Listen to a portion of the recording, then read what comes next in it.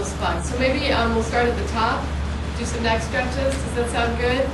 Now, most of us know these simple ones, but it's just remembering to do them. So that's really the biggest thing. A lot of you will know some of these stretches, but remembering to do them is the harder part.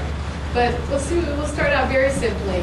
So the most simple thing is just shoulder rolls, right? That's something that a lot of us do and that we know makes us feel better, right? Absolutely know makes us feel better. But remembering to do it when we're busy at work or just taking the time to do it can be harder. So now that we're sitting here with some dedicated yoga time, just notice, right?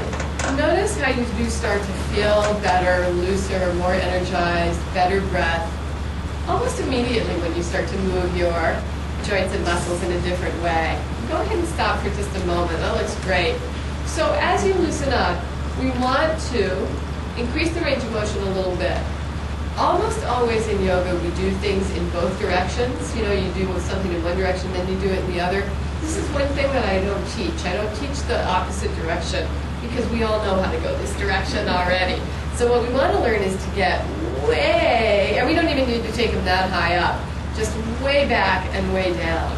So as you go, you want to slide your shoulders as far back as they can go, and then feel the shoulder blades going as far down as they can go also. Okay. So just that much. And then go ahead and put your hands on your lap again. And so one of the points that I want to make is that a little bit of yoga really goes a long way. And just so often we think, oh, you know, I'm not going to bother to practice because I don't have half an hour, I don't have an hour.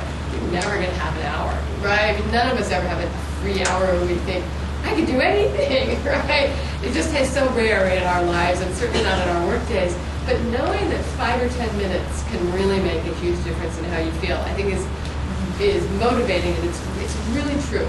So let's go ahead and stretch out the neck a little bit more. So again, let's sit at the edge of the chair, plant the feet, lift up from the hip sockets, and then roll the shoulders down and back. And as the shoulders go down, lift the chest, and then drop your head forward. Very simple neck stretch. Just drop your head forward. Again, you're lifting from the hip sockets, your chest is lifting, your head drops down. Now, for a lot of us, this is going to give a good amount of stretch. The weight of your head will stretch out the muscles of your neck and your upper back. And if that's true for you, keep your hands on your legs because the neck is delicate. You don't want to overdo. You don't want to strain. You want to be able to breathe. The idea is to allow the muscles to relax. If, however, this is a very mild stretch and you feel like your body would welcome a bigger stretch, you can take your hands, interlace your fingers, and rest your palms, your cupped palms on the back of your head. Do not pull. In fact, press the back of your head against your palms isometrically, elbows open. If you get your hands up there, and so the hands in the air is at a little more weight. If you get the hands up there and it feels like it's a little too much, just drop the hands again down to the lap and let the hands rest. Don't overdo. The key to yoga is doing it consistently, gently and consistently, not trying to go full out every time, but just being regular. Now as we let the head drop, again, lift the chest and take a couple breaths, just easy breaths into your upper back. So this is good for the neck, it's good for that upper back and shoulder burn that people mentioned, and it's good for the breath. Let's take one more breath. And then exhale and let your hands rest back down on your lap if they came up. And then inhale and let your head gently come up. Okay, so it's good for the breath because our lungs have a lot of room in the back that doesn't usually get used. The more the lungs can expand into the back body, and training them to do that gives you a little more breath capacity. Sometimes a lot more breath capacity depending on you. So why is that good for us, more breath? Anyone? Like we all know, deep breathing, right? Blood flow? Blood flow, yeah. Oxygen flow, actually more oxygen, right? Just simple science, more oxygen into your body, more oxygen to your cells, more energy, okay? Now, we're going to do a little bit more neck stretching and then we'll take a break on sitting up because these are a lot of seated stretches, so we will periodically break from this seated position, just so you know. But let's go ahead and get that yoga position again. And then, to continue stretching out the neck, drop your right ear towards your right shoulder. So the face stays forward and the head just drops over to the side. Try not to capsize the shoulders. Just the head goes over. Yeah. Head dropping. And let your face relax. And then, same thing here. If that feels like a good stretch, and a lot of us will feel a good stretch along the left side of the neck just from the weight of the head. You don't want to overdo, so you can keep your hands here. But if your body feels like it needs more stretch, the arm can drape on top. Again, don't pull. You really never want to pull on the neck muscles. So once your hand is there, again, if it feels like that's a little too much weight, just drop the hand again. Right? But if it does feel good to have the hand here, the head drops over. Try to keep that shoulder relaxed. Don't, even though the arm is up, don't let that right shoulder crawl up into your ear. Keep the shoulders down. And then, again, press your head and your hand together. Rather than pulling, you're going to press isometrically. Press the side of your head into your hand. And you should feel pretty good stretch along the side of the neck there. Breathe into it. And again, don't go too far. Don't overdo.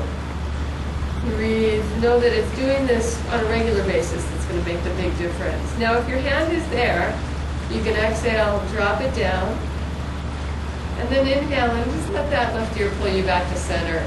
Before we go to the other side, you're going to make a couple little movements with your head, like bobblehead, just to bring all the joints and muscles of the neck back to neutral.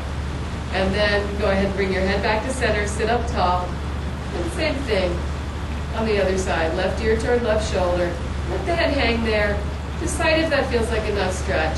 A lot of us are going to be tighter on this side. If you feel like you could use more stretch, you do that arm. It just drapes over. Don't pull. Just let the weight of the arm give you that little bit more stretch. And press the head against the arm and hand instead of pulling. You press the hand and the head together. Try to keep that left shoulder relaxed even if the arm is up. And don't pull yourself over to the left. Keep your chest lifted, shoulders centered over the hips. And breathing into the left side of the neck.